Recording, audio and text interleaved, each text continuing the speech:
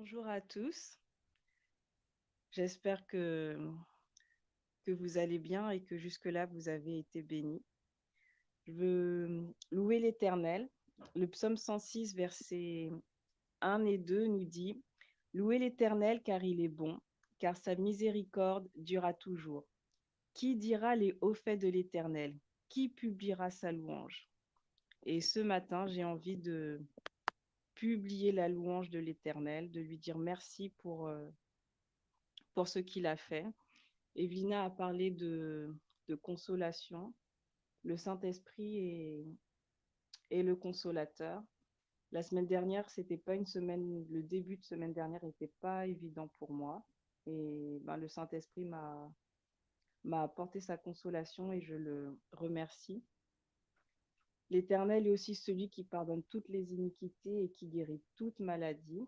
Et le témoignage que je voudrais partager avec vous ce matin, c'est par rapport à une guérison que l'Éternel m'a accordée. Il y a peut-être environ 2 mois, j'étais malade comme une sorte d'infection urinaire. Alors c'était très gênant parce que au travail, voilà, vous faites des allers-retours avec entre votre bureau et puis les toilettes. Du coup, c'était difficile de se concentrer, de pouvoir avancer tranquillement dans mes tâches, même pour voilà, la vie de façon générale, je faisais le trajet maison, travail maison parce que je ne pouvais pas vraiment sortir autre part parce qu'il fallait voilà, que j'aille aux toilettes. Donc j'ai bien sûr prié, j'ai essayé les remèdes naturels et voilà, ça a persisté.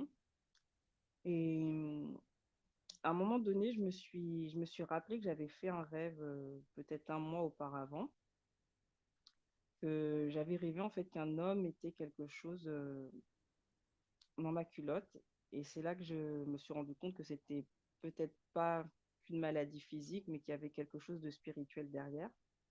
Et j'ai eu confirmation de cela quand le médecin m'avait prescrit un test urinaire à faire et le test disait que j'avais rien.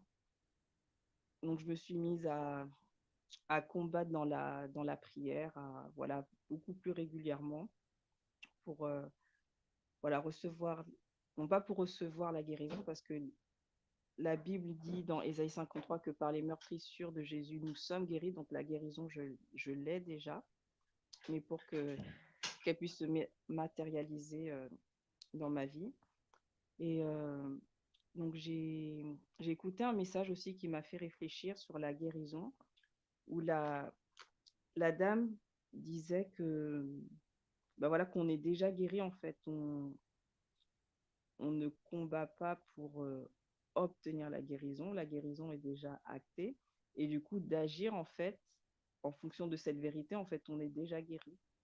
Et du coup je me suis dit, au lieu de parce que du coup je me restreignais dans mes sorties, je vivais pas en fait ma vie normalement à cause de ça, et je me suis dit, je vais vivre normalement en fait comme si j'étais déjà guérie, parce que je suis guérie par Christ. Et j'ai commencé aussi à louer Dieu, parce que puisque je suis déjà guérie, je vais remercier Dieu pour la guérison qu'il m'a donnée. Donc j'ai commencé à voilà, chanter, à remercier Dieu de la même façon que je l'aurais fait en fait, après avoir eu la guérison matérialisée.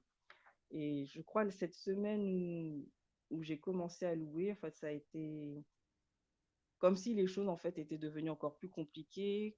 La nuit, il y a une nuit où je me suis réveillée pratiquement chaque heure, je me réveillais pour aller aux toilettes. Du coup, ça crée une énorme fatigue.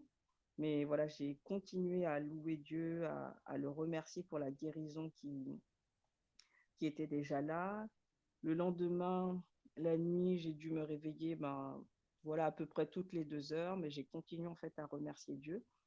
Et je sais que quand les choses en fait commencent à durcir quand on prie, c'est que la délivrance en fait c'est que la délivrance est proche. Donc j'ai continué.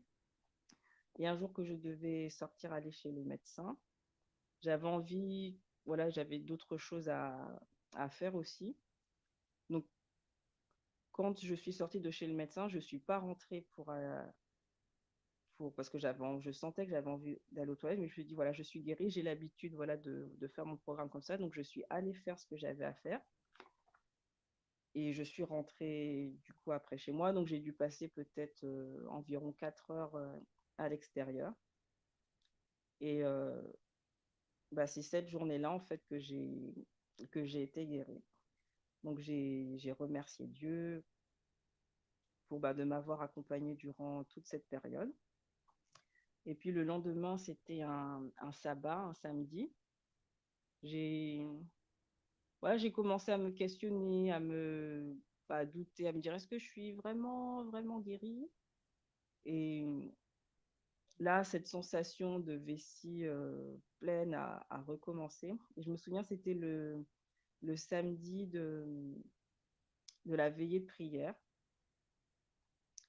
Et du coup, à un moment, quand ils ont demandé les sujets de prière, donc j'ai demandé qu'on puisse prier pour moi. J'avais demandé aussi pardon à Dieu d'avoir douté en fait de la guérison qui m'avait donnée. Et voilà, dans la semaine, en fait, là, voilà, Dieu m'a complètement guérie. Et puis depuis, ça va. Et puis quand je sens que j'ai l'impression que ma vessie, ça va pas trop, je lui rappelle que je suis guérie et que tout va bien. Donc, je remercie Dieu pour cette expérience, de m'avoir appris à le louer en fait avant même de voir et de vraiment marcher par la foi et de le louer. Ce que j'ai l'habitude de faire après la victoire, en fait, de le faire avant, parce que je marche non par la vue, mais par la foi. Et voilà, même si c'était très gênant, mais voilà, Dieu m'a pas laissé tomber, et puis il m'a fait plusieurs clins d'œil. Et voilà, je vais vous encourager, si vous passez par une période qui n'est pas évidente et que vous sentez que c'est de plus en plus compliqué, de ne pas baisser les bras. Si c'est de plus en plus dur, c'est que la délivrance est vraiment proche et que Dieu est le Dieu des victoires, qui ne perd aucun combat, et que la victoire, en fait, et la guérison est déjà actée. On l'a déjà obtenue en Christ, et que son sang et le sang de Christ est efficace. Alors voilà, que Dieu vous bénisse tous et que vous puissiez continuer à persévérer, parce que la victoire nous est déjà acquise au nom de Jésus. Amen.